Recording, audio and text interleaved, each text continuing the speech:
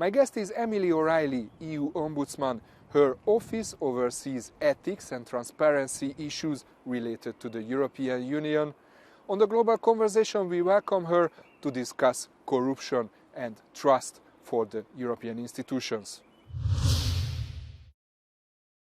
Emily O'Reilly, thanks for being with us. Lately, we saw the biggest corruption scandal of the history of the European Union. MEPs and assistants were caught running with big money bags. Have you been surprised by this scandal?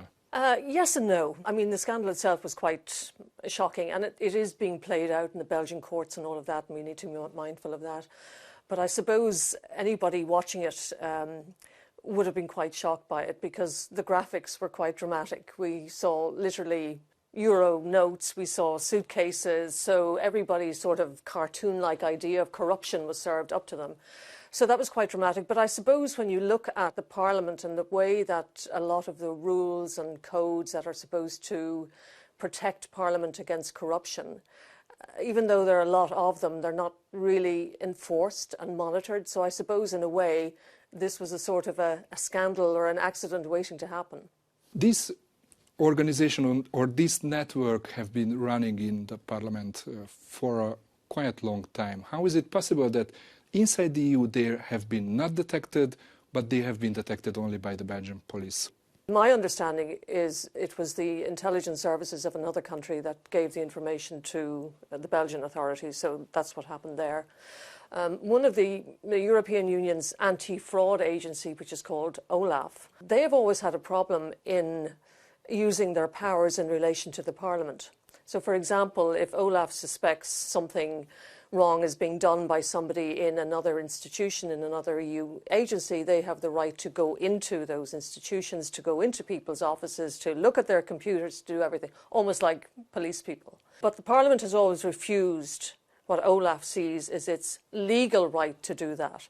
So the question is, if OLAF had the right to go in and search MEPs' offices on if there was a suspicion that something wrong was being doing, might the scandal have been detected before it was detected by the Belgian authorities? But we don't know, it's just speculation. Now the European Parliament is trying to get things right, to wrap up this scandal. Do you think they are doing enough? Well, I was observing what was happening in December in the Parliament when the scandal broke, and everybody was saying the right things. Everybody was saying, this is terrible and we have to fix it, we have to fix it. But now we're a few months on and we're still waiting to see precisely what fixing it means. Let's talk about a big picture, what this corruption scandal means for the whole of the European Union, because this is obviously eroding the trust towards the institutions. What do you think about the effect on the long run? Well, I think that you're right. I mean, trust is very important. And, you know, it is said that you cannot have political legitimacy without moral authority. You can't have political legitimacy either unless the people trust in you. And, of course, as you know, even though we're now in Brussels, Brussels for most people is an idea, and it's an idea that is very far away. So they don't understand it in the same way as they would their own member state governments, administrations and so on. And therefore they're almost predestined to distrust it because they don't understand it.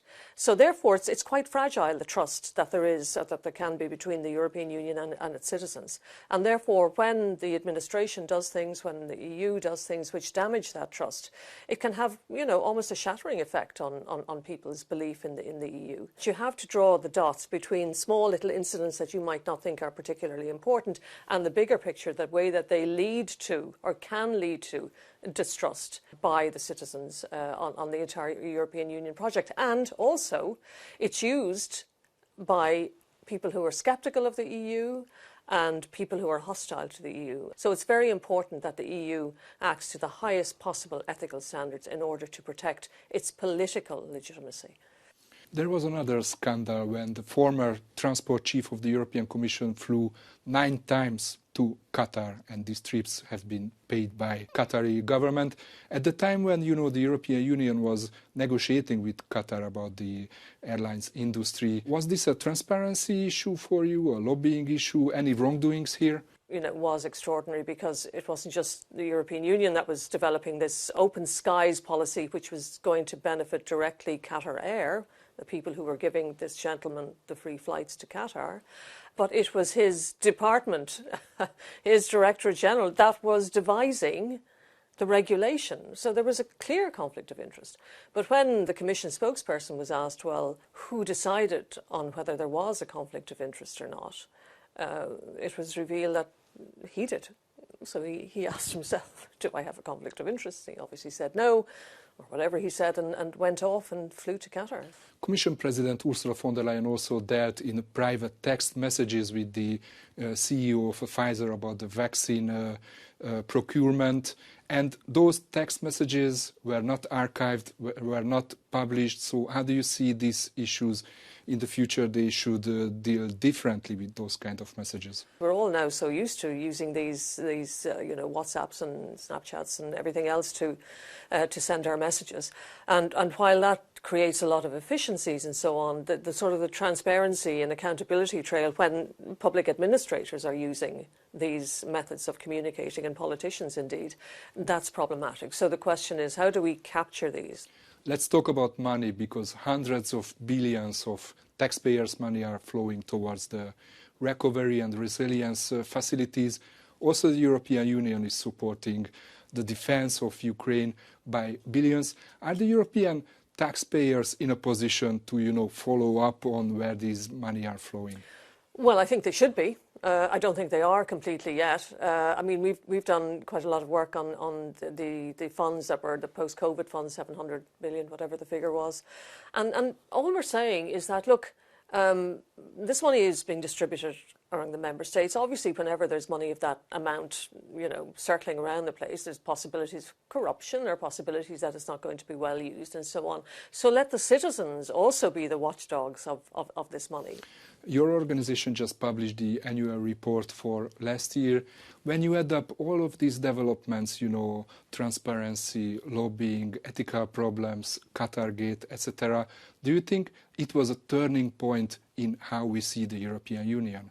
In relation to Qatargate, it was an interesting story because it was very easy to understand, and it was dramatic and all of that, and we had the pictures of the money in the suitcases. But at the same time, I think it also recognises the growing importance of the European Union. And certainly when you have the polarisation of the United States, and then you have Brexit and what's happening in the UK, you have Russia, you have China, you have whatever. I mean, there's never been a greater need for Europe to assert itself globally. But to do that, it has to have moral authority. And I suppose that feeds into a lot of the issues that we've just been discussing. Emily O'Reilly, thanks very much for this interview. Thank you. Okay, it was really interesting. Okay, did I keep it?